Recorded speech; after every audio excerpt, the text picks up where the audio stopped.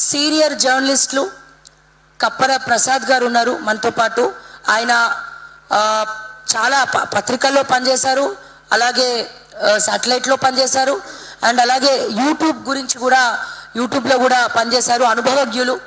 మరి జర్నలిస్ట్ సంఘం నాయకులు మరి ఏం పరిష్కారం ఇస్తారు వీటన్నిటి గురించి? చాలా ఉన్నాయి ప్రశ్నలు, అందుకే నేను మీకు అన్ని విన్న తర్వాత లాస్ట్లో మీరు ఏం పరిష్కారాలు చెప్తారో రేవంత్ రెడ్డి గారికి ఒకసారి మా తరపున అడుగుతారేమో అని చెప్పి అనుకుంటున్నాను సార్. మిత్రులందరికీ నమస్కారం. చాలా మంచి అంశం మీద ఈరోజు చర్చ పెట్టినరు. వాస్తవంగా యూట్యూబ్ ఛానల్స్ అందరూ కలిసి ఈ కార్యక్రమాన్ని నిర్వహిస్తే ఇంకా చాలా బాగుండేది. చాలామంది ఈ అంశాన్ని ప్రజలకు తీసుకుపోవడానికి ఉపయోగం ఉండేది. ఇందాక చాలామంది మిత్రులు, రాజకీయ నాయకులు అందరూ మాట్లాడి థంబ్నెయిల్ గురించి మాట్లాడుతున్నారు.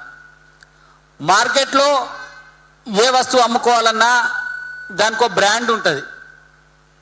ఆ బ్రాండ్ ప్రకారమే మార్కెట్లో వస్తువు అమ్ముడుపోతుంది. థంబ్నెయిల్ పెట్టినప్పుడు థంబ్నెయిల్ లోపల సమాచారం థంబ్నెయిల్కి సంబంధించింది, మేము మామూలుగా పత్రికలో అయితే హెడ్డింగ్ అంటాం, దానికి సంబంధించింది లేకపోతే 2-3 సార్లు చూసి 5 సార్లు చూసి దాని తర్వాత టీవీని చూడరు ఎవరు. కాబట్టి దాని గురించి పెద్దగా మనం బాధపడాల్సినటువంటి అవసరం లేదు. ఇప్పుడు అట్లా పెడుతున్నారు. ఇప్పుడు ఉదాహరణకి కాలోజీ టీవీ ఉంది, ఎందుకు జనంలోకి పోతుంది అంటే వాస్తవమైనటువంటి అంశాలను తీసుకొని ప్రజల్లోకి పోతున్నప్పుడు దాని మీద నమ్మకం ఉన్నప్పుడే దాన్ని చూస్తారు, ఆ వ్యూస్ వస్తాయి.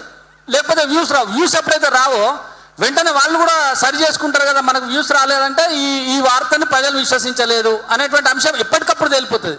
నీకు మీడియాకేమో ఎప్పుడో శాటిలైట్ ఛానల్ పెట్టేదాన్ని వ్యూవర్షిప్ ఎంత ఉంది అని చెప్పి వారంకో 10 రోజులకో ఇచ్చేటువంటి అది ఎలక్ట్రానిక్ మీడియాకు ఉంటే, నీకు యూట్యూబ్కి ఏంది అప్పటికప్పుడే తెలుస్తుంది కదా నీ వార్తను ఎంతమంది విశ్వసించారో ఎంతమంది విశ్వసించలేదు. నీకు కామెంట్స్ కూడా ఇస్తున్నాం మనం.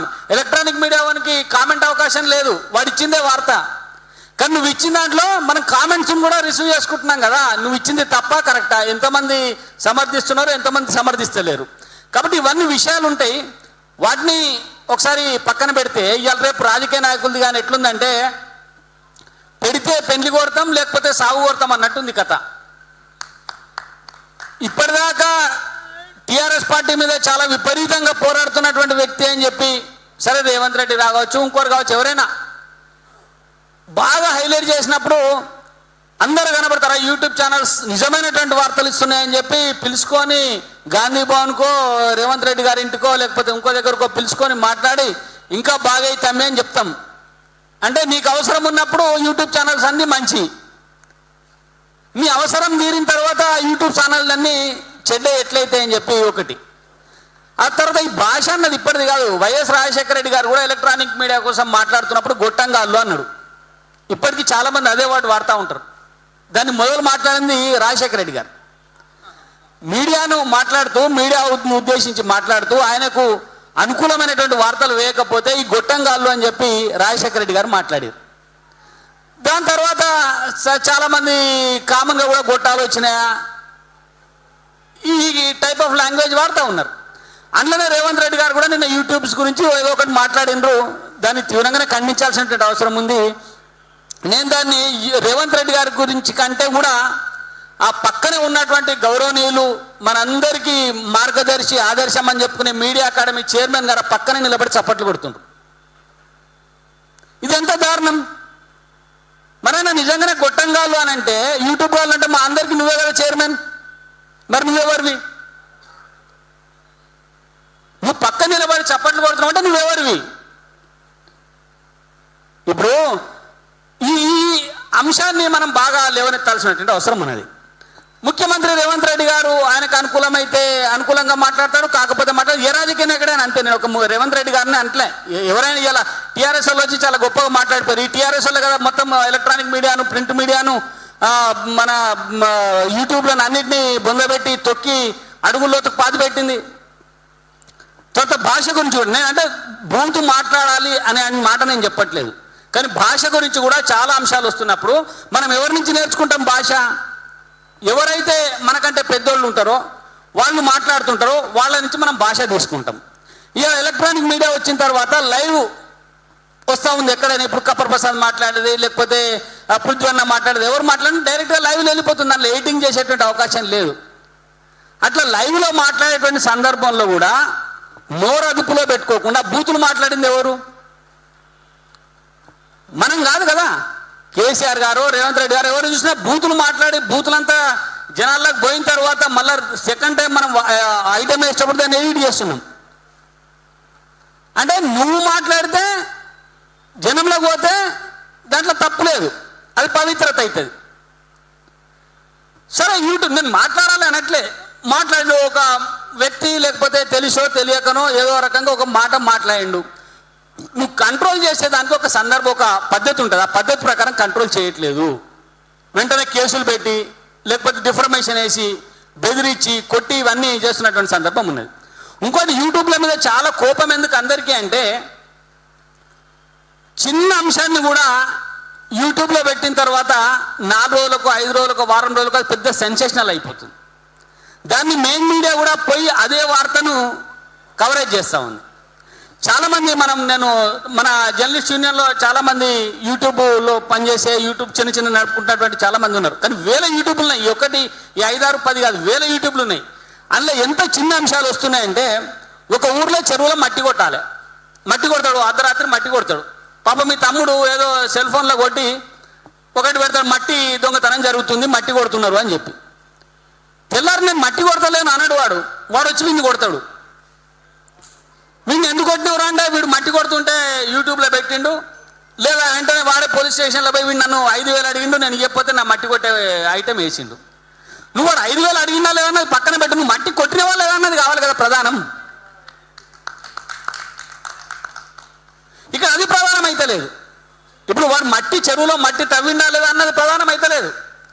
ఫలానా యూట్యూబ్ వాడు వచ్చి ఫలానా ఓ లీడర్ని 5,000 అడిగిండు కాబట్టి, వాడు ఇవ్వలేదు కాబట్టి, వాడి మీద తప్పుడు వార్త వేసింది కాబట్టి వాడి మీద కేసు అయింది. ఇది ఎట్లా కరెక్ట్ అవుతుంది? నేను ఒక తమ్ముడు అడిగిండు, నువ్వు కేసు పెట్టినావు, దానికి ఓకే నేను ఒప్పుకుంటున్నా, ఓకే. కానీ నువ్వు మట్టి కొట్టిన వాళ్ళదా అనే దాని మీద కూడా కేసు కావాలి కదా, దాని మీద కూడా చర్చ జరగాలి కదా, జరగట్లేదు. అయితే ఇట్లాంటి చిన్న విషయాల దగ్గర నుంచి పెద్ద విషయాల దాకా ఆన్లైన్ మీడియా, యూట్యూబ్ లేకపోతే ఆన్లైన్ పేపర్ వీటిలోనే వస్తున్నాయి, మిగతా వాటిల్లో రావట్లే. మనం దేశం యావత్తు ఉలిక్కిపడే విధంగా చేసినటువంటి అనేక కుంభకోణాలను వెలికితీసింది కూడా ఆన్లైన్ మీడియాలు, వెబ్సైట్లే. పెద్ద పత్రికలు, పెద్ద ఛానళ్ళు కావు. వెబ్సైట్లలో వచ్చినటువంటి వార్తలే చాలా పెద్ద ఎత్తున వైరల్ అయి ఈ దేశ ప్రభుత్వాలు కూలిపోవడానికి కూడా కారణాలైనాయి. అంటే ఆన్లైన్ మీడియా అనేది అంత చిన్న అంశం కాదు అని చెప్పడం కోసం చెప్తున్నటువంటి మాట ఒకటి. తర్వాత రేవంత్ రెడ్డి గారు అనేక మాటలు చెప్తా ఉన్నారు. రేవంత్ రెడ్డి గారు గౌరవనీయ ముఖ్యమంత్రి స్థాయిలో ఉన్నారు, ఆయన మీడియాను ఉద్దేశించి మాట్లాడాలి, మీడియా జర్నలిస్టుల సమావేశంలో మాట్లాడాలి. దాంట్లో డివిజన్ అనేది కరెక్ట్ కాదు. ఆన్లైన్ మీడియా వేరు, యూట్యూబర్స్ వేరు, మెయిన్ పేపర్లలో పనిచేస్తున్న వాళ్ళు వేరు, చిన్న పేపర్లలో పనిచేస్తున్న వాళ్ళు వేరు. ఇది కాదు. సుప్రీంకోర్టులో పనిచేసేటైన అడ్వకేటే, వాదించేటైన అడ్వకేటే, గజ్వేల్ సబ్ కోర్టులో వాదించేటైన అడ్వకేటే. అందులో నువ్వు అడ్వకేట్ల మీటింగ్ పెడితే సుప్రీంకోర్టు అడ్వకేట్లు వేరే, హైకోర్టు అడ్వకేట్లు వేరే, ఇంకో అడ్వకేట్లు వేరే అంటావా? నువ్వు అక్కడికి వచ్చి ఈ డివిజన్ చేయడం అనేది, దానివల్ల ఈ డివిజన్ అనేది ఒకటి వస్తూ ఉంది. దాని తర్వాత అదే సభలో గౌరవనీయ మన మీడియా అకాడమీ చైర్మన్ గారు మాట్లాడుతూ అక్రిడేషన్ కార్డులు అనర్హులకు వస్తున్నాయని చెప్పి ఒక మాట అన్నారు. ఇస్తున్నది ఎవరు? స్క్రూటినీ చేస్తున్నది ఎవరు? అయితే గతంలో ఉన్న అల్లం నారాయణ గారు కావచ్చు, లేకపోతే అంతకుముందు ఉమ్మడి దాంట్లో ఉన్నటువంటి శ్రీనివాసరెడ్డి గారు కావచ్చు, లేకపోతే దేవులపల్లి అమర్ కావచ్చు, లేకపోతే ఇప్పుడున్న మళ్ళా ఉన్న శ్రీనివాసరెడ్డి అన్న కావచ్చు, ఎవరైనా వీళ్ళే కదా. మరి మీరు తప్పు చేస్తూ అనర్హులకు అక్రిడేషన్లు వస్తున్నాయి అని చెప్పి మాట్లాడుతున్నారంటే తప్పెక్కడ జరుగుతున్నది? రెండోది, అక్రిడేషన్లకు సంబంధించి జర్నలిస్ట్ ఎవరు కాదు అనే దానికి ఒక నియమ నిబద్ధత ఉండాలి, దానికి ఒక ప్రామాణికం చేస్తామని కూడా చేయమని కోరుతా ఉన్నా నేను. ఎందుకంటే అంటే ఉదాహరణకి ఒక పేపర్ ఉంది, లేకపోతే ఒక టీవీ ఛానల్ ఉంది. టీవీ ఛానల్లో పనిచేసే డ్రైవర్కు అక్రిడేషన్ వస్తుంది. ఎట్లా వస్తుంది? ఆ మీడియా వాడు రాసిస్తాడు, వీడు ఫలానా మండలంలో నాకు రిపోర్టర్గా పనిచేస్తున్నావు అని చెప్పి నువ్వు ఇస్తున్నావు. అంటే క్రైటీరియా ఏంది? నువ్వు టీవీ యాజమాన్యం చెప్పేటోడు జర్నలిస్టా నీ క్రైటీరియా ప్రకారం? లేకపోతే నీ క్రైటీరియా ప్రకారం జర్నలిస్ట్కి ఏమైనా ఉన్నదా? ఒక నియమ నిబంధన ఏమైనా ఉన్నదా? రెండో అంశం, చాలా మంది డబ్బులు తీసుకొని అక్రిడేషన్ కార్డులు ఇస్తున్నారు అని చెప్పారు. ఏదో ఒప్పుకుంటాం, నిజంగా డబ్బులు తీసుకొని అక్రిడేషన్ కార్డులు ఇస్తున్నారు. వాళ్ళు లెటర్ ఇస్తే నువ్వు వ్యక్తిస్తున్నావు అక్రిడేషన్ కార్డు. నువ్వు యూట్యూబ్లో పనిచేసేటువంటి జర్నలిస్టు అహర్నిశలు కష్టపడుతూ సమాచారాన్ని తెచ్చి ప్రజలకు అందజేస్తుంటే వాడు జర్నలిస్ట్ కాదు.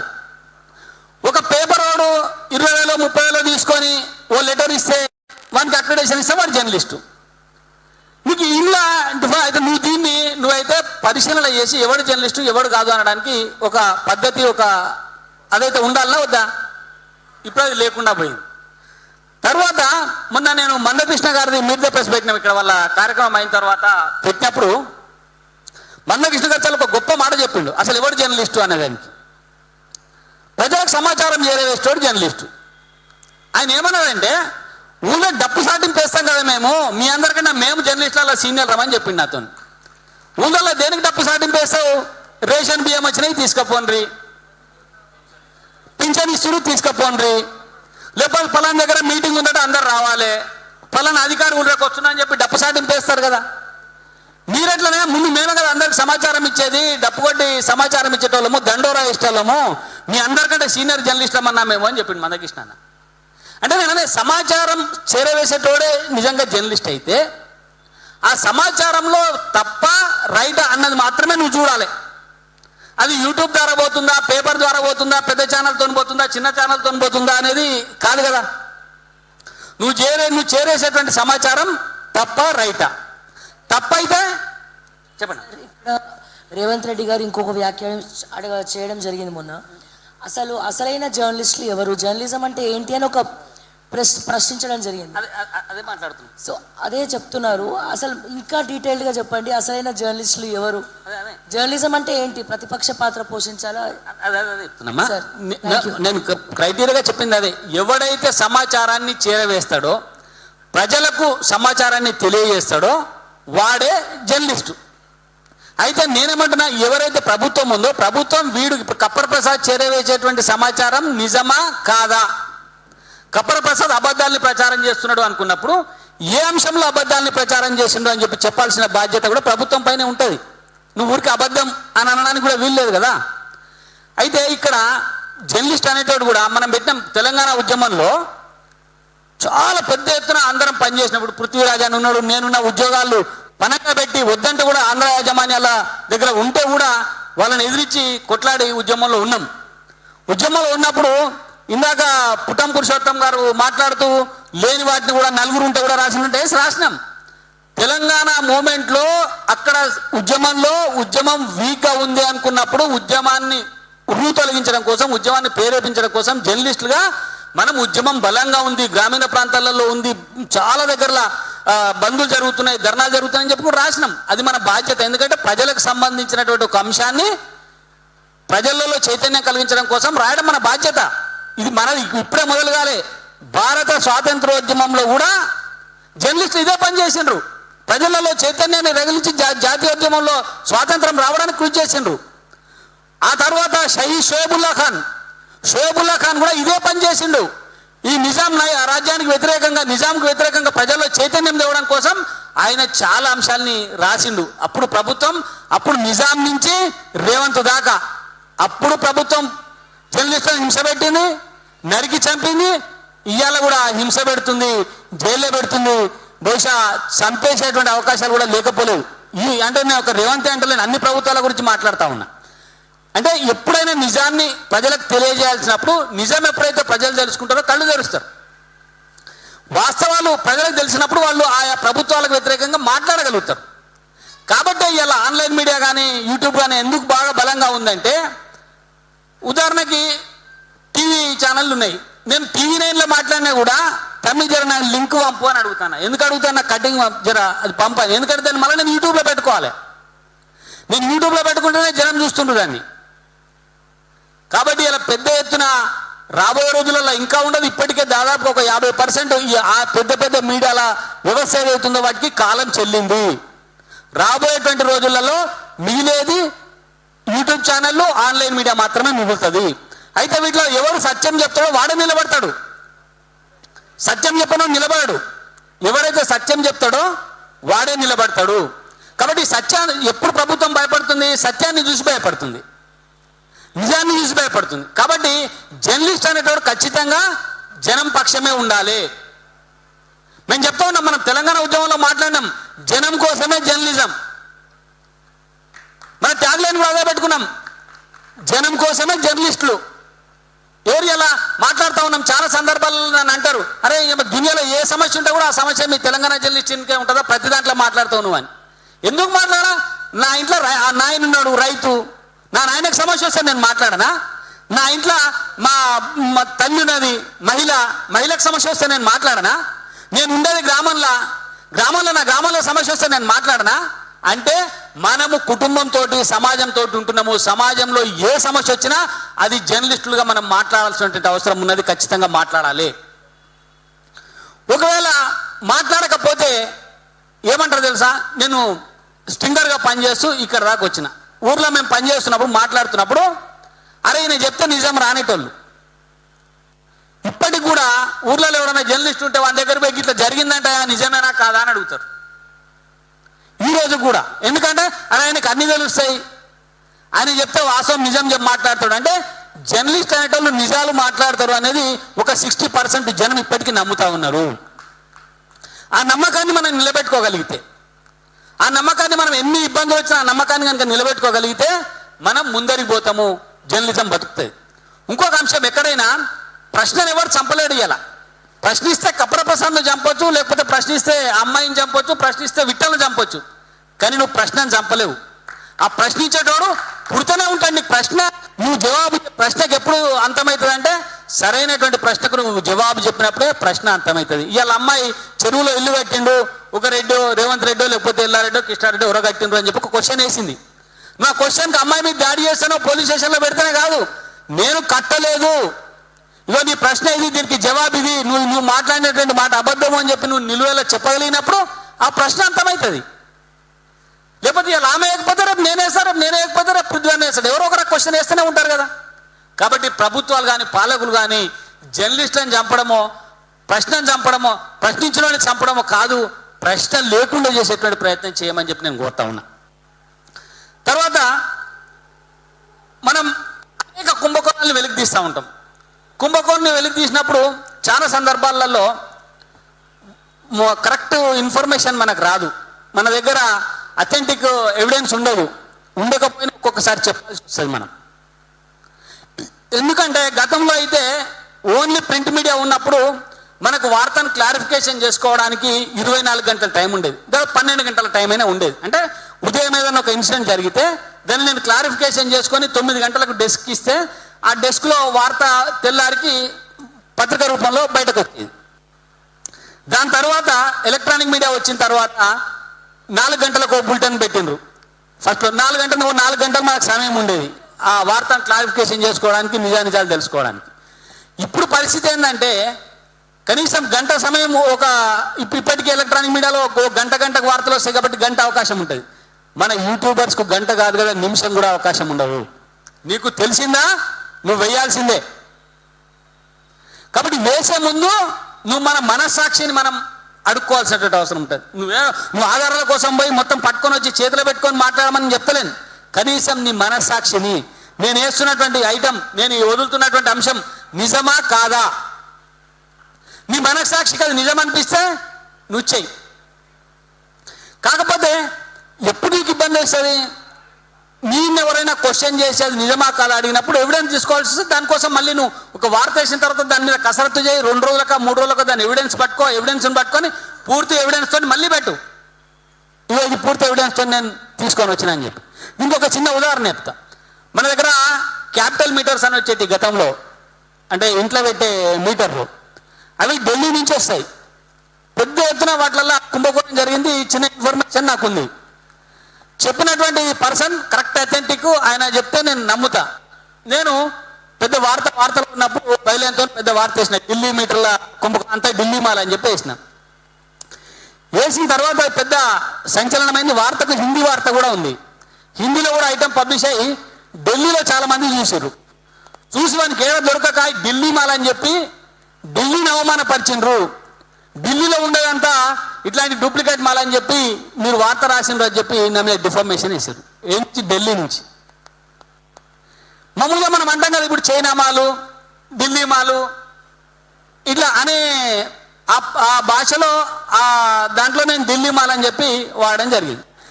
దాన్ని వాళ్ళు వేసినటువంటి డిఫర్మేషన్ని మా దగ్గర ఉన్న ఎడిటర్ ఏం చేసిందంటే ఖండన వేసిండు.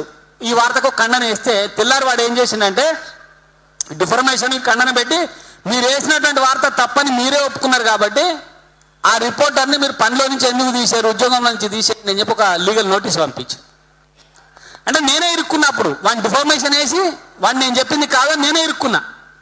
దానికోసం నేను విపరీతంగా ప్రయత్నం చేసి ఇక్కడే మన దగ్గర గోడౌన్ ఉంటుంది, గోడౌన్లో ఒక వాచ్మెన్ పట్టుకొని ఎన్ని మీటర్లు రిటర్న్ వస్తున్నాయి, ఎన్ని మీటర్లు పోతున్నాయి, రిటర్న్ వచ్చినప్పుడు వాడు కారణం రాస్తాడు ఆడ. ఇప్పుడు ఉదాహరణకి ఒక లోడు వరంగల్ పోయింది, అవి మళ్ళీ అన్ని పూర్తిగా రిటర్న్ వస్తున్నాయి, రిటర్న్ ఎందుకు పంపినప్పుడు ఒక కారణం రాస్తాడు. ఆ కారణం ఏం రాసిండు, ఏ పేజీలు ఉంది అని చెప్పి వాళ్ళని పట్టుకొని అది తీసుకొని దాన్ని ఎవిడెన్స్గా పెట్టి మీ మీటర్లు రాని తప్పు అని చెప్పి మళ్ళీ పెద్ద ఎత్తున మళ్ళీ ఒక వార్త రాసినాం. అప్పుడు యాజమాన్యాలు దిగొచ్చి సరే ఇది జరిగిందని చెప్పి అప్పుడు మన విద్యుత్ శాఖ కూడా దాని మీద వివరణ ఇచ్చింది. అంటే ఒక వార్త మనం రాస్తున్నప్పుడు దాని మీద కసరత్తు చేయాల్సినటువంటి బాధ్యత, నిజాల్ని వెలికి తీయాల్సినటువంటి బాధ్యత కూడా ఖచ్చితంగా మన మీదనే ఉంటుంది. మనం ఏదో వేసినాం దాన్ని దులుపుకుంటాం ఇక మాకు సంబంధం లేదు అంటే మనం ఇబ్బందుల్లో పడతాం. కాబట్టి ఎప్పుడు కూడా జర్నలిస్ట్ అనేటోడు భయపడకుండా నిర్భయంగా నిజాల్ని వెలికి తీయడం కోసం, సాక్ష్యాల్ని సంపాదించడం కోసం ప్రయత్నం చేయాల్సినటువంటి అవసరం ఉంది. ఇలా మనం టీఆర్ఎస్ మీద చాలా వార్తలు రాసినాం. టీఆర్ఎస్ ప్రభుత్వం పడిపోవాలి అని చెప్పి కూడా చాలా మందిని కోరుకున్నాం, వాస్తవమే. దానికి వ్యతిరేకంగా ఒక పెద్ద ఎత్తున ఉద్యమమే చేసినాం. నేనైతే మన యూనియన్ వైపు నుంచి 5,000 కిలోమీటర్ల బస్సు యాత్ర చేసిన. నాకు తెలిసి దేశ చరిత్రలో ఒక జర్నలిస్ట్ యూనియన్ ఒక ప్రభుత్వానికి వ్యతిరేకంగా యాత్ర చేసిందని చెప్పి నేను అనుకోను. జర్నలిస్టుల సమస్యల కోసం చేయలే, జర్నలిస్టుల సమస్యలతో పాటు ప్రజల సమస్యలు ఏమున్నాయి తెలుసుకోవడం కోసం ఒక అధ్యయన యాత్ర పేరుతోటి 5,000 కిలోమీటర్లు 20 మంది జర్నలిస్టులను తీసుకొని మొత్తం రాష్ట్రంలో తిరిగిన. ప్రతి దగ్గర ప్రభుత్వం వ్యతిరేకంగా మాట్లాడినా. ఇందాక పురుషోత్తం గారు అన్నారు మీరు లేని కూడా చెప్పిండ్రు అని. కొన్ని సందర్భాలలో అవసరం వచ్చినప్పుడు శ్రీకృష్ణ భగవానుడే చెప్పిండు, ఒక దుష్టుని హతమార్చాలంటే నీ దగ్గర ఎన్ని ప్రయత్నాలు ఉంటాయో అన్ని ప్రయత్నాలు చెయ్యి అని చెప్పి అన్ని ప్రయత్నాలు చేసినాం. కానీ ఇప్పుడు భస్మాసుర హస్తాన్ని నెత్తిన పెట్టుకున్నటువంటి పరిస్థితి మనకు రాకూడదంటే మనం ఇక్కడ కూడా ప్రభుత్వం ప్రజలకు వ్యతిరేకంగా పనిచేస్తే ఖచ్చితంగా మాట్లాడాల్సినటువంటి అవసరం ఉంటుంది. ఈ మాట్లాడేటువంటి సందర్భంలో అనేక ఇబ్బందులు ఎదుర్కొంటాం. ఆ ఇబ్బందులను ఎట్లా అధిగమించాలంటే మనం ఐక్యంగా ఉంటే ఇబ్బందులను అధిగమించగలుగుతాం. తర్వాత రెండో అంశం, ఇవాళ అందరూ మనమే కాదు చాలా మంది యూట్యూబ్ ఛానల్స్ పెట్టుకున్నారు, ఏ పార్టీకి ఆ పార్టీ పెట్టుకుంది, ఏ వ్యక్తికి ఆ వ్యక్తి పెట్టుకున్నాడు. ఇవన్నీ కాకుండా ట్విట్టర్లో కూడా పెడతా ఉన్నారు. మరి ఇంత యూట్యూబ్ ఆన్లైన్ అని చెప్పేటోళ్ళు ఇలా మెయిన్ స్ట్రీమ్ మీడియా అంతా కూడా ఏ వార్తలు తీసుకుంటుంది, ఎవడో ట్విట్టర్లో కామెంట్ చేస్తే ఆ ట్విట్టర్లో కామెంట్ చేసినటువంటి వార్తలను తీసుకొని ఇలా పేపర్లలో వేస్తున్నారు. మరి నీకేమైతే నువ్వు ట్విట్టర్ని ఎట్లా బేస్ చేసుకుని వార్త వేస్తున్నావు? ఇప్పుడు నువ్వు ట్విట్టర్ను బేస్ చేసుకొని ఇలా వార్తలు వేస్తున్నారు అందరు, లేకపోతే ఏఎన్ఐ పీటీఐ లాంటి సంస్థల నుంచి తీసుకుంటా ఉన్నారు. మనం ప్రధానమంత్రో లేకపోతే ముఖ్యమంత్రో లేకపోతే ఇంకెవరైనా మాట్లాడినటువంటి ఐటమ్ చాలా ఛానళ్ళల్లో వేస్తారు. వేసినప్పుడు వాళ్ళ దగ్గర మైక్ ఏం కనబడుతుంది, ఏఎన్ఐ మైక్ కనబడుతుంది. మిగతా ఛానళ్ళ మైకులు కనబడే ఒక ఏఎన్ఐ మైక్ కనబడి వాళ్ళు ఒక అంశం తీసుకొని మిగతా అందరికి ఇస్తే అది ఆ ఏఎన్ఐ నమ్మి వేసేస్తున్నావు కదా నువ్వు. ఒకవైపేమో ట్విట్టర్ని నమ్ముకుంటున్నావు, ఒకవైపేమో ఏఎన్ఐను లేకపోతే పీటీఐ లాంటి న్యూస్ ఏజెన్సీలను నమ్ముకుంటున్నావు. మరి నువ్వు అంత పెద్ద వ్యవస్థ పెట్టుకొని నువ్వు ట్విట్టర్ మీదనో ఏఎన్ఐ మీదనో న్యూస్ ఏజెన్సీల మీదనో ఆధారపడుతున్నప్పుడు యూట్యూబ్ ఛానల్స్ వాళ్ళకు ఉండేటువంటి ఒక సమాచార వ్యవస్థ మీద ఆధారపడతారు కదా, ఆధారపడి వార్తలు చేస్తారు కదా. మరి ఆ వార్తలు చేసినప్పుడు వాటి మీద ఎందుకు విశ్వసనీయత ఉండొద్దు? వాస్తవంగా పృథ్వీరాజ్ అన్న చెప్పిండు, నిజమైనటువంటి జర్నలిస్ట్ ఎవడు అంటే యూట్యూబరే అని చెప్పిండు. నేను కూడా దాన్ని సమర్థిస్తా. నిజమైనటువంటి జర్నలిస్ట్ ఎవడంటే సమాచారాన్ని ప్రజలకి అత్యంత త్వరగా తీసుకుపోయేటువంటి వ్యక్తి నిజమైనటువంటి జర్నలిస్ట్. వానికి తెలిసింది సమాజానికి చెప్పాల్సిందే. అది ఎట్లా జరుగుతుంది? ఇందాక నేను మట్టి తవ్వకాల గురించి చెప్పిన, చాలా చిన్న అంశం నిజంగా. మట్టి తవ్వకాలంటే ఎట్లా బయటకు వస్తున్నాయి? ఇవ్వాలా నువ్వు ఏ ఊర్లేవో మట్టి తవ్వకాల మీద ఒక పంచాయతీ జరుగుతుంటుంది. నువ్వు ఏ ఊర్లో అన్నావో చెరువులో మట్టి తవ్వేదాని మీద ఒక పంచాయతీ జరుగుతుంది. ఆ పంచాయతీ ఎట్లా ఎవరు తీస్తాడు బయటకి?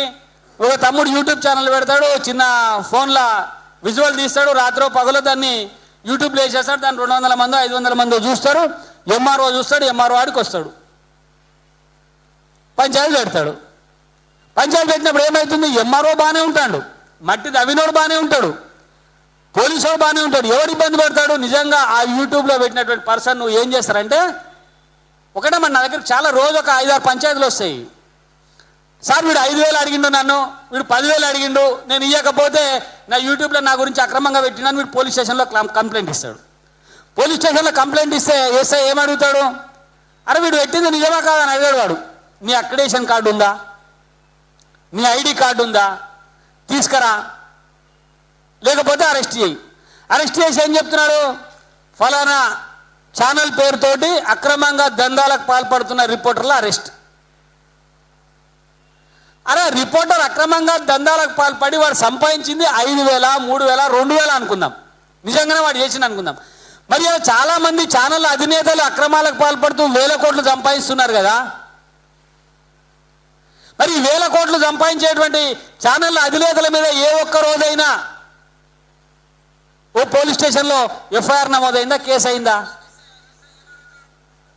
అంటే నువ్వు ఎందుకు ఇంట్లో అంటే నీ దగ్గర బలహీనంగా ఉన్నావు కాబట్టి, నువ్వు అంత బలంగా ముందుకు పోతలేవు కాబట్టి నీ మీద కేసు పెట్టడానికి ఎస్ఐ ముందుకు వస్తా ఉన్నాడు.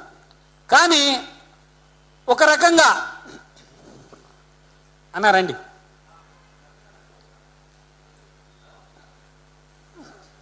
రండి అన్న,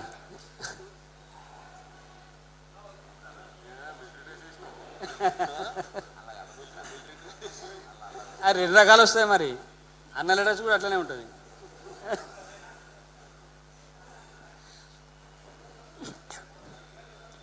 అయితే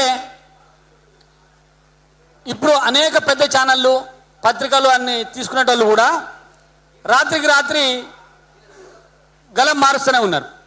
ఉదాహరణకి తీసుకుంటే బయలుదే చెప్పుకుందాం, ఏముంది, ఓపెన్గానే మాట్లాడుకుంటున్నాం కదా. V6 ఛానల్, వెలుగు పేపర్. అరే నువ్వు మొన్నటిదాకా బ్రహ్మాండంగా బీజేపీని నెత్తికెత్తుకొని రకరకాల మాటలు చెప్పినావు కదా. నువ్వు తెల్లారి వివేక్ గారు వెంటనే కాంగ్రెస్ పార్టీలోకి పోతే బీజేపీ లంగదైపోయి కాంగ్రెస్ మంచిదైపోయి. మరి నువ్వు నిన్నటిదాకా వేసినటువంటి వార్తలు నిజమా అబద్ధమా అని చెప్పి అడిగేటోడు ఉండాలి కదా. అట్లనే ఆంధ్రాకు పోయి చూస్తే ఆంధ్రజ్యోతి, ఈనాడు, TV5 ఇంకో రకరకాల ఛానళ్ళు అన్నీ కూడా అప్పుడున్న ప్రభుత్వం మీద విపరీతమైనటువంటి దాడి చేసినాయి కదా, జగన్ను టార్గెట్ చేసి మాట్లాడినాయి కదా. ఇవాళ వాళ్ళ ప్రభుత్వం వచ్చిన తర్వాత మళ్ళీ ఇవాళ ఒక్కరన్నా ఈరోజు ప్రభుత్వంలో జరుగుతున్నట్టు అవినీతి మీదనో, అక్రమాల మీదనో, తప్పుల మీద మాట్లాడుతున్నారా? మాట్లాడతలేరు కదా. మరి అప్పుడే అంటే ఇన్ని సంవత్సరాల క్రితమే రాజశేఖర రెడ్డి గారు ఆయనకు సొంతంగా ఓ గొట్టం ఉండాలి, సొంతంగా ఓ ఛానల్ ఉండాలని చెప్పి ఛానల్ పెట్టుకొని మాట్లాడింది కదా, సాక్షి ఛానల్. మరి సాక్షి ఛానల్ వచ్చినాయి, అన్నీ పూసగుచ్చినట్టు అన్నీ 100% వాస్తవాలా? కాదు కదా. మరి వాటి మీద ఎన్ని కేసులు అయినాయి? ఎంతమంది చీఫ్ రిపోర్టర్లను అరెస్ట్ చేశారు? ఎంతమంది ఎడిటర్లను అరెస్ట్ చేశారు? ఇవాళ ఎవడో రిపోర్టర్ పోతే పోలీస్ స్టేషన్లో కేసు పెట్టాక తీసుకపోయి లోపలేసి వీడు జర్నలిస్టే కాదు. అసలు ప్రామాణికమైంది. నేను మీడియా అకాడమీని అడుగుతా ఉన్నా, జర్నలిస్ట్ అన్నదానికి ప్రామాణికమైందో ఇప్పటికైనా మీరు ఏమైనా చెప్పగలుగుతారా? లేదు కదా. జర్నలిస్ట్ అనడానికి ప్రామాణికం ఏంటిది?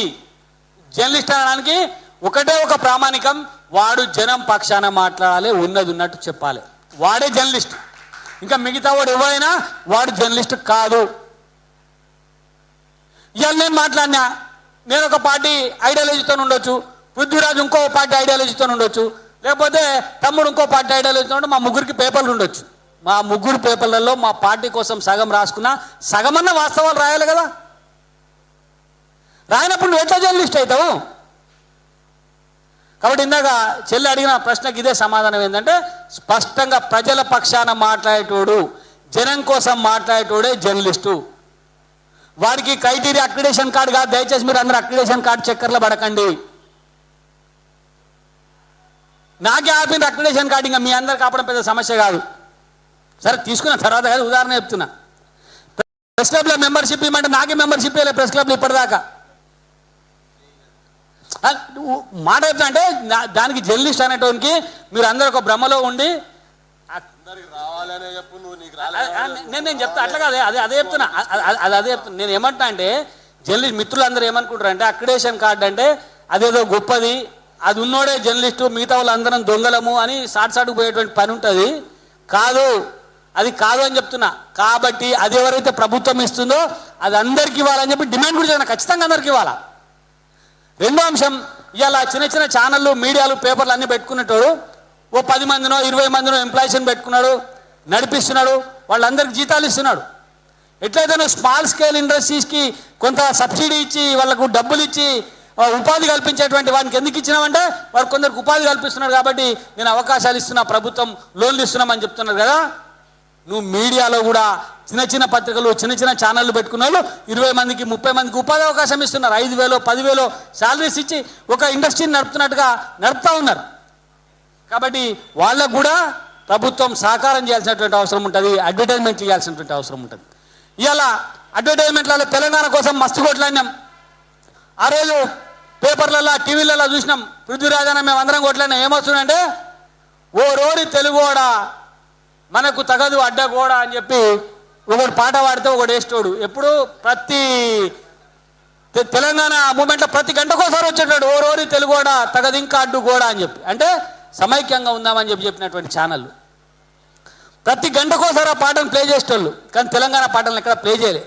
మేమేమనుకున్నామంటే తెలంగాణ వచ్చిన తర్వాత తెలంగాణ మీడియా ఉంటుంది, తెలంగాణ యాజమాన్యాలు ఉంటాయి, తెలంగాణ కోసం కొట్లాడినటువంటి కప్పర ప్రసాదరావు ఒక జర్నలిస్ట్గా నిలబడతాడు అనుకున్నాం. కానీ వాళ్ళు ఏమైంది, తెలంగాణ వచ్చిన తర్వాత ఓ రోరి తెలుగోడా తగదింకా అడ్డుగోడా అన్నటువంటి ఛానళ్లకు 2 అడ్వర్టైజ్మెంట్లు వస్తున్నాయి. దసరా అయితే, దీపావళి అయితే ఆంధ్రప్రదేశ్ ప్రభుత్వం ఇస్తుంది అడ్వర్టైజ్మెంట్, తెలంగాణ ప్రభుత్వం ఇస్తుంది అడ్వర్టైజ్మెంట్, వానికి ఒకటే పేపర్కు. ఇలా తెలంగాణ వచ్చినాక లాభపడ్డది ఎవరు? బిలియలే. తెలంగాణ వచ్చినాక లాభపడ్డది ఎవరు?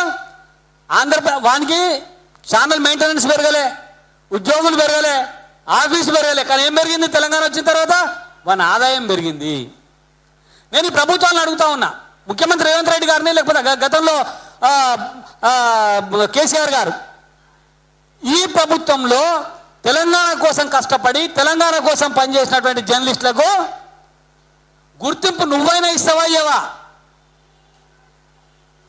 మీరు కూడా అదే గతంలో ఆంధ్ర వాళ్ళ కొంతపాడి తెలంగాణకు వ్యతిరేకంగా పనిచేసినటువంటి ఛానళ్ళకే మీరు కూడా ఇలా ఆర్థికంగా మద్దతు చేస్తారా అంటే అవుననేటువంటి సమాధానం వస్తుంది. ఇందాక కౌశిక్ రెడ్డి గాంధీ గొడవ జరుగుతూ ఉంటే కౌశిక్ రెడ్డి మాట్లాడుతున్నాడు, ఇవాళ ఆంధ్ర వాళ్ళు వచ్చి దాడి చేస్తున్నారు అని చెప్పి. అరే ఆంధ్ర వాళ్ళకి టికెట్ ఇచ్చిందా నువ్వు కదా? ఎవరు గాంధీకి టికెట్ ఇచ్చి గాంధీ ఏ పార్టీతో గెలిచిండు అంటే నీకు ముందు కూర్చితేనేమో వాడు ఆందోళన అయిండు. మేము ఆ రోజు ఆంధ్ర ఛానళ్ళకి అడ్వర్టైజ్మెంట్ ఇస్తున్నారు, తెలంగాణకు అడ్వర్టైజ్మెంట్ ఇస్తలేరంటే ఛానళ్లకు, సినిమాలకు అట్లుండదు. అంతా మనమే. ఒకసారి తెలంగాణ ఏర్పాటైన తర్వాత ఇక్కడ ఉన్న వాళ్ళందరూ తెలంగాణ వాళ్ళు అని చెప్పి ముఖ్యమంత్రి చంద్రశేఖరరావు గారు స్టేట్మెంట్ ఇచ్చారు. అట్లా తెలంగాణ జర్నలిస్టులుగా మనం నష్టపోలేదా? 10 ఏళ్ళ నుంచి నష్టపోతలేమా? ఇవాళ ఉద్యమంలో పనిచేసిన వాళ్ళం ఆ ఛానళ్లలో పనిచేయలేక బయటకు వచ్చినాం. మనకు వ్యతిరేకంగా పనిచేసిన వాడు మన ముందరనేమో ఆర్థికంగా బలపడతా ఉంటే మనలాంటి వాళ్ళము, తెలంగాణ కోసం కొట్లాడిన వాళ్ళము ఆ ఛానళ్ళల్లో పనిచేయలేక వాళ్ళ దగ్గర ఉండలేక బయటకు వచ్చి ఇలా రోడ్ల మీద ఉన్నటువంటి పరిస్థితి ఇవాళ ఉన్నదా లేదా? కాబట్టి ముఖ్యమంత్రి రేవంత్ రెడ్డి గారు, మీరు గత ప్రభుత్వం చేసినటువంటి అన్ని తప్పిదాలను రూపుమాపి కొత్త చరిత్రను సృష్టిస్తామని చెప్పి మీరు చెప్పిండ్రు కదా, అది జర్నలిజంలో కూడా చేయండి. గతంలో ప్రభుత్వాన్ని జోకిన వాళ్ళే, గత ప్రభుత్వంలో వాళ్ళకు వంతబాడిన వాళ్ళే, గతంలో జర్నలిస్టుల మీద కేసులు పెట్టడానికి ముందుండి నాయకత్వం వహించిన వాళ్ళే ఇవాళ కూడా అదే స్థానాలలో ఉన్నారు. వాళ్ళే డిమాండ్ చేస్తూ ఉన్నారు, ఎవరు యూట్యూబ్ ఛానళ్ళు మంచిగా యూట్యూబ్ ఛానళ్ళ మీద కేసులు పెట్టండి అని చెప్పి ఒక జర్నలిస్ట్ యూనియన్ నాయకుడు మాట్లాడుతూ ఉన్నాడు. ఒక జర్నలిస్ట్ యూనియన్ నాయకుడు అయ్యింది యూట్యూబ్ ఛానళ్ళు మంచిగా యూట్యూబ్ ఛానళ్ళలో కేసులు పెట్టండి, ఎవడెవడో గొట్టాలు పట్టుకొని వచ్చిన వాళ్ళంతా జర్నలిస్టులు అని చెప్పి జర్నలిస్ట్ యూనియన్ నాయకులు మాట్లాడుతూ ఉంటే ఇది ఎట్లా కరెక్ట్ అవుతుంది? కాబట్టి ఇవాళ ప్రజల కోసం కొట్లాడేటోళ్ళం తక్కువ లేము, ప్రజల కోసం కొట్లాడేటోళ్ళం బలహీనంగా లేము. ఓకే టీవీ పక్షాన కానీ లేకపోతే చెల్లెల పక్షాన కానీ ఖచ్చితంగా తెలంగాణ జర్నలిస్ట్ యూనియన్గా, తెలంగాణ జర్నలిస్టులుగా అందరం నిలబడతాము. మనం జర్నలిస్టులో పెద్ద మీడియా, చిన్న మీడియా, యూట్యూబ్, ఆట్యూబ్ అని కాదు, నిజం చెప్పినోడు ఎవడైనా జర్నలిస్టే. నిజంగా యూట్యూబ్లలో తప్పులు వచ్చినాయి, ఎవరన్నా తప్పుడు ప్రచారం చేసిండు అని మీ చర్య తీసుకో. ఎందుకు వద్దంటాం? మనం గుమ్మం దాకా పోయినాం, బెడ్రూమ్ దాకా పోవాల్సినటువంటి అవసరం లేదు. వాళ్ళ బెడ్రూమ్లో జరిగేటువంటి విషయాలన్నీ మనం బయట ఛానళ్ళల్లో చెప్పాల్సినటువంటి అవసరం లేదు. నిజంగా అట్లా ఎవడన్నా చెప్తే, వ్యక్తిగత కక్షల కోసం చెప్తే మీరు చర్యలు తీసుకోండి, దాన్ని ఎవరు సమర్థించడు. కానీ ప్రజల పక్షాన మాట్లాడేటప్పుడు, ప్రజల కోసం మాట్లాడేటప్పుడు, ప్రజలకు జరుగుతున్నటువంటి ఇబ్బందుల గురించి మాట్లాడేటువంటి ఛానళ్ళ పక్షాన కానీ, ఆన్లైన్ పేపర్ల పక్షాన కానీ ప్రభుత్వం చర్యలు తీసుకుంటే ఖచ్చితంగా దాన్ని వ్యతిరేకిస్తామని చెప్పి ఈ సందర్భంగా నేను తెలియజేస్తా ఉన్నా. మరి కొండారెడ్డిపల్లిలో ఎవరికో రైతుకు రుణమాఫీ కాలేదు, పోయి అడిగినరు, తప్పేముందల్లా? అడిగినటువంటి రైతు ఫోటో పెట్టి, అడిగినటువంటి రైతు ఖాతా పెట్టి ఆయనకు అయిందే, నీ దాంట్లో వేసింది తప్పు అని చెప్పు. ఆ వార్త నేను వేయకపోతే నన్ను అడిగప్పుడు అది నువ్వు కూడా ఇవ్వద్దు, బ్యాంకు మేనేజర్ ఇవ్వాలి.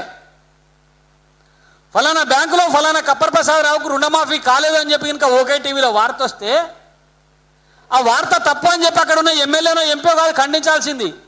ఆ సంబంధిత బ్యాంకు మేనేజరు కప్పర ప్రసాదరావు ఖాతా ఇంత, ఆయన అకౌంట్లో ఇంత డబ్బు పడ్డది, ఆయన రుణం మాఫీ అయిందని చెప్పి బ్యాంకు మేనేజర్ చెప్పాలి. నీకేం నొప్పాయా?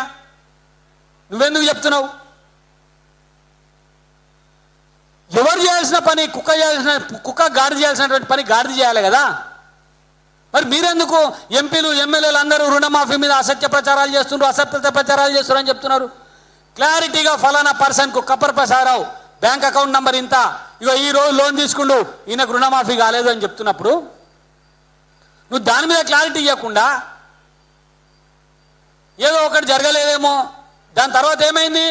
యూట్యూబ్ ఛానల్స్ చేసినటువంటి పోరాటం వల్ల, బయట పెట్టినటువంటి సమాచారం వల్ల ప్రభుత్వమే అంగీకరించింది కొందరికి కొన్ని కారణాల వల్ల రుణమాఫీ కాలేదు అని చెప్పి. మొదలు 100% పూర్తయిందన్నారు కదా, దాని తర్వాత కొంత కాలేదు, కొన్ని కారణాల వల్ల కాలేదు అని చెప్పింది కదా. ఎట్లా చెప్పిండ్రు? మనం గినక గొంతెత్తకపోతే, మెయిన్ స్ట్రీమ్ మీద ఎక్కడ వేయలే వీటిని వార్తల్ని, యూట్యూబ్ ఛానల్స్ వేసినాయి. మనం గినక గొంతెత్తకపోతే, వాస్తవాన్ని బయట పెట్టకపోతే ప్రభుత్వం ఆ మాట చెప్పేది కదా, అవును నిజమే కొందరికి కాలేదు అని చెప్పిండ్రు కదా. అంటే కాబట్టి ప్రభుత్వం ఎప్పుడు కూడా ఆలోచన చేయాల్సింది ఏంటంటే, మేము ప్రభుత్వానికో రేవంత్ రెడ్డి గారికో ఎమ్మెల్యేలకో ఎంపీలకో వ్యతిరేకం కాదు, మేము ప్రజల పక్షాన నిలబడతాం. ప్రజలకు ఎవరు ఇబ్బంది కలిగించినా నిశ్చితంగా గత ప్రభుత్వంలో ఎట్లా ప్రశ్నించినామో కేసీఆర్ను, ఈ ప్రభుత్వంలో కూడా ప్రభుత్వాన్ని అదే విధంగా ప్రశ్నిస్తాము. ప్రశ్నించేంత మాత్రాన మీరు జర్నలిస్టులు కాదని చెప్పి, లేకపోతే మీరు ప్రజల పక్షాన లేరని చెప్పి కేసులు పెట్టడానికో కుట్రలు చేయడానికో ప్రయత్నం చేస్తే మేము మళ్ళీ ప్రజల దగ్గరికి పోవాల్సి వస్తుంది, ప్రజలతో కలిసి మమేకమై ఉద్యమాలు చేయాల్సి వస్తాయని చెప్పి కూడా ఈ సందర్భంగా నేను ప్రభుత్వాన్ని హెచ్చరిస్తా ఉన్నా. మా వెనుక మీడియా అకాడమీ లేకపోవచ్చు, పెద్ద ఛానళ్లలో ఉండే రిపోర్టర్లమని చెప్పుకునే వ్యక్తులు లేకపోవచ్చు, కానీ మా వెనుక ప్రజలు ఉన్నారు. మేము ఎవరి కోసమైతే మాట్లాడినామో, ఎవరి కోసమైతే వార్తల్ని వేస్తూ ఉన్నామో, ఎవరి ఇబ్బందులను అయితే ఎత్తి చూపుతా ఉన్నామో అట్లాంటి ప్రజలందరూ కూడా మా వెనుక ఉన్నారు. మేము వాళ్ళని అందరినీ సమైక్యపరిచి మేము ఉద్యమంలో మీకు అంటే గతంలో ఏ రకంగా అయితే ప్రజల కోసం కొట్లాడినామో ఈ ప్రభుత్వంలో కూడా ప్రజల కోసం కొట్లాడతాం. మీరు ప్రజలకు అనుకూలమైనటువంటి నిర్ణయాలు చేసినప్పుడు ఖచ్చితంగా వాటిని కూడా ప్రసారం చేస్తాం, ఖచ్చితంగా వాటి గురించి కూడా ప్రజలకు చెప్తాం. కానీ ఎక్కడైనా ఒకటి ఉంటుంది, స్వాతంత్రోద్యమం నుంచి ఇప్పటిదాకా ఏదైతే ఇబ్బంది కలుగుతుందో దాన్నే చెప్తారు. ఇప్పుడు అందరికి రేషన్ కార్డులు వచ్చినాయని యూట్యూబ్ చెప్పాల్సినటువంటి అవసరం లేదు, అందరికి బియ్యం అందుతున్నాయని చెప్పి యూట్యూబ్ చెప్పాల్సినటువంటి అవసరం లేదు, జర్నలిస్ట్ చెప్పాల్సినటువంటి అవసరం లేదు. అవి పెయిడ్ ఆర్టికల్స్, మీరు అడ్వర్టైజ్మెంట్ల ద్వారా పత్రికలకు డబ్బులు ఇచ్చి అన్నీ చెప్పుకుంటారు. కానీ ఏం చెప్పాలి? ఎవరికైతే ఇబ్బంది కలిగిందో, గ్రామంలో 100 మందికి రేషన్ కార్డులు ఇచ్చి ఇద్దరికి రాకపోయినా ఆ ఇద్దరికి రాలేదన్నదే వార్త, 100 మందికి వచ్చిందన్నది వార్త కాదు. ఆ ఇద్దరి పక్షాన మాట్లాడేవాడు ఎవడంటే నేను మాట్లాడతా, యూట్యూబ్ ఛానల్ జర్నలిస్ట్ మాట్లాడతాడు. నిజమైన జర్నలిస్ట్ ఎవరైనా ఇద్దరు పక్షాన్నే మాట్లాడతారు, ఆ 98 పక్షాన మాట్లాడు. కాబట్టి మనం తక్కువ ఉన్నామనో, మనం ఇబ్బంది పడతామనో, మనం కొందరమే ఉన్నామని చెప్పి భయపడాల్సినటువంటి అవసరం లేదు. చాలామంది మీద కేసులైనాయి, చాలామంది ఇబ్బందులు ఎదుర్కొన్నారు. దాని తర్వాత వాళ్ళందరూ కూడా ప్రజల్లో మంచి జర్నలిస్టులుగా గుర్తింపు పొందిండ్రు. కొందరు జర్నలిస్టులుగా అనేక రకాల పదవులు అలకరించవచ్చు, పార్టీలు వాళ్ళని పిలిచి టికెట్లు ఇవ్వచ్చు, వాళ్ళకు ఉన్నత పదవులు రావచ్చు. కానీ వాళ్ళందరూ ప్రజల యొక్క సమస్యలను వెలుగులోకి తేవడం ద్వారా మాత్రమే పదవుల్లోకి వచ్చిందనేటువంటి విషయాన్ని అర్థం చేసుకొని ఇప్పుడు కూడా అదే రకంగా ఉంటే ప్రజలు మన్నిస్తారు, లేకపోతే నువ్వు అన్నట్లు ఎట్లయితే అమ్ముడు పోయినాడు అని చెప్పి ప్రభుత్వం చెప్తా ఉన్నదో అట్లనే ప్రజలు కూడా అనుకుంటారు ఏంటంటే వీళ్ళందరూ అమ్ముడు పోయిన వాళ్ళు ప్రభుత్వం పక్షాన మాట్లాడుతున్నారు. ఎవరైతే ప్రజల కోసం ప్రజా సమస్యల కోసం మాట్లాడతారో వాళ్ళే నిజమైన జర్నలిస్టులు అని చెప్పి ప్రజలు గుర్తిస్తారు. ఆ గుర్తింపు ప్రజల గుండెల్లో ఉంటుంది కాబట్టి అది మాకుంటుంది అని చెప్తూనే ఇందాక అన్న చెప్పినట్టుగా ప్రజల పక్షాన మాట్లాడేటువంటి ప్రతి జర్నలిస్ట్కి అక్రిడేషన్ కార్డు ఇవ్వాలి, ప్రతి జర్నలిస్ట్కి ఇళ్ల స్థలం ఇవ్వాలా, ఇల్లు కట్టించి ఇవ్వాలా, ప్రతి జర్నలిస్టుకు కూడా ఆరోగ్య బీమా అమలు చేయాలని చెప్పి ఆరోగ్య బీమా 15 లక్షల రూపాయల ఆరోగ్య బీమా అమలు చేయాలి. తర్వాత చాలా రాష్ట్రాలలో అమలవుతున్నటువంటి తీరు 15 సంవత్సరాలుగా జర్నలిస్టుగా పనిచేసినటువంటి వ్యక్తులకు కర్ణాటకలో ఇదే కాంగ్రెస్ ప్రభుత్వం అమలు చేస్తూ ఉంది. కర్ణాటకలో 15,000 రూపాయల పెన్షన్ ప్రతి జర్నలిస్టుకి ఇస్తూ ఉన్నారు. కాబట్టి ఆ డిమాండ్ను కూడా మేము చేస్తా ఉన్నాం. 15 సంవత్సరాల పైబడి పూర్తి చేసుకున్నటువంటి జర్నలిస్టులు అందరికీ కూడా ప్రభుత్వం పక్షాన హాన్రోడియం అంటామా పెన్షన్ అంటామా ఏదైనా సరే 15,000 రూపాయల పెన్షన్ కూడా ఇవ్వాల్సినటువంటి అవసరం ఉందని చెప్పి ఈ సందర్భంగా నేను డిమాండ్ చేస్తా ఉన్నా.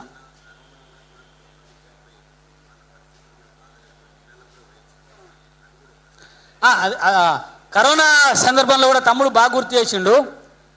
ఇప్పుడు లీడింగ్లో ఉన్న యూనియన్ గతంలో లీడింగ్లో ఉన్న యూనియన్ కూడా కరోనా రాకున్నా కూడా కరోనా వచ్చినట్టుగా సర్టిఫికెట్లు పెట్టి వాళ్ళ అనుయాయులకు లక్ష రూపాయలు ఇచ్చుకున్నారు. ఇది చాలా దారుణం.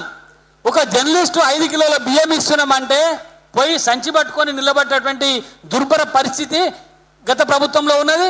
ఇప్పుడు కూడా సేమ్ అదే పరిస్థితి కొనసాగుతూ ఉన్నది. చాలామంది జర్నలిస్టులకు కరోనా సమయంలో చాలా ఇబ్బందులు ఎదురైనాయి. ఎట్లా ఇబ్బందులు ఎదురైనాయి అంటే కరోనా సందర్భంగా స్టాఫ్ను కట్ చేస్తున్నామని చెప్పి రేపటి నుంచి మీరు రావద్దు అని చెప్పి పత్రికా కార్యాలయాలలో టీవీ ఛానళ్ళల్లో బోర్డులు పెట్టినటువంటి పరిస్థితి. అప్పటికప్పుడు ఇంట్లో రూపాయి లేదు, వాడు ఉద్యోగం అయింది, వాడు వచ్చి ఇంట్లో ఎట్లా బతకాలనేటువంటి కనీస ఇంగితం లేకుండా ఇలా ప్రభుత్వాలు అప్పుడు యాజమాన్యాలు ఇబ్బందులు పెట్టినాయి. ఇలా ప్రభుత్వాలు ఆ యాజమాన్యాలకు దాసోహమై వాళ్ళు ఏమైనా తప్పుడు వార్తలు వేస్తారేమో లేకపోతే వాళ్ళ మీద ఇబ్బందులు పెడతారేమో అనేటువంటి ఒక భయంతో ఆ యాజమాన్యాలకు వత్తాసు పలుకుతా ఉన్నాయి. కానీ ఇలా ఆ యాజమాన్యాల వార్తలు కాదు, ఇలా మా ఈ ఆన్లైన్ మీడియా కానీ లేకపోతే యూట్యూబ్ ఛానల్స్ చేసేటువంటి వార్తలే ప్రజల్లోకి విరివిగా పోతా ఉన్నాయి అనేటువంటి విషయాన్ని కూడా గుర్తించాలని చెప్పి నేను కోరుతా ఉన్నా. దీనికి ఒక చిన్న ఉదాహరణ చెప్తా. ఎప్పుడైతే కరోనా వచ్చిందో కరోనా వచ్చిన తర్వాత పిల్లలకు అందరికీ ఆన్లైన్ క్లాసులు మొదలైనవి. ఆన్లైన్ క్లాసులు మొదలైనప్పుడు అనివార్యంగా ప్రతి ఇంట్లో 2 ఫోన్లు అవసరమైనవి. అంతకుముందు ఏముంటుండే అంటే భార్యకు చిన్న ఫోన్ ఉంటుండే, ఎర్ర బటన్ పచ్చ బటన్, భర్త దగ్గర ఒక దగ్గర ఆండ్రాయిడ్ ఫోన్ యూట్యూబ్ చూసుకోవడానికో ఫేస్బుక్ చూసుకోవడానికో ఉండేది. చాలా నేను డెప్త్ బై చెప్తున్నా, ఈ విషయాన్ని అర్థం చేసుకోండి. ఎప్పుడైతే ఆన్లైన్ క్లాసులు వచ్చిన తర్వాత ఇంటికి 2 ఫోన్లు వచ్చినాయి. ఎందుకంటే పిల్లవాడు ఆన్లైన్లో క్లాసులు వినాలి కాబట్టి వాడు యూట్యూబ్లో లేకపోతే ఫేస్బుక్లోనో ఆన్లైన్లోనో క్లాసులు వినాలి కాబట్టి ఇంకో కొత్త ఫోన్ ఇంట్లోకి వచ్చి చేరింది కరోనా సమయంలో. వచ్చిన తర్వాత జరిగింది ఏంటంటే ప్రతి సందర్భంలో ఆ ఫోన్ ఇంట్లోనే ఉన్నప్పుడు మన యూట్యూబ్ చూసి ఎక్కువ సమాచారాన్ని మహిళలు తెలుసుకోవడానికి అవకాశం వచ్చింది. కరోనా సమయంలోనే యూట్యూబ్ని ఎక్కువగా చూసి ఎవరెవరేం మాట్లాడుతుంటుంది అనేది తెలుసుకుంది. ప్రతి ఇంట్లోకి ఫోన్ పోయి ఆన్లైన్ మీడియా పోయింది ఆ సమయంలోనే. ఆ సమయంలో కూడా జర్నలిస్టులుగా మనం విపరీతంగా కష్టపడి పనిచేస్తే మనకు ప్రభుత్వం నుంచి గుర్తింపు రాలే, మీడియా అకాడమీ నుంచి కూడా గుర్తింపు రాలేదు. కాబట్టి ఇప్పటికి కూడా ఇబ్బందులు పడుతున్నటువంటి జర్నలిస్టులకు ప్రభుత్వం సాయం చేయాలని చెప్పి వారిని కూడా ఆదుకోవాలని చెప్పి ఈ సందర్భంగా తెలియజేస్తూ ప్రతి యూట్యూబ్ జర్నలిస్ట్కి కూడా మేము ఖచ్చితంగా సత్యాన్ని చెప్పినటువంటి ప్రతి జర్నలిస్ట్కి అండగా ఉంటామని ఈ సందర్భంగా తెలియజేస్తూ ఈ అవకాశం ఇచ్చినటువంటి పెద్దలందరికీ ముఖ్యంగా ఈ ఓకే టీవీ అలాగే మిగతా యూట్యూబ్ ఛానల్ మిత్రులందరికీ కూడా ధన్యవాదాలు తెలియజేస్తూ ముగిస్తా ఉన్నాను. భారత్ మాతాకి జై, జై తెలంగాణ.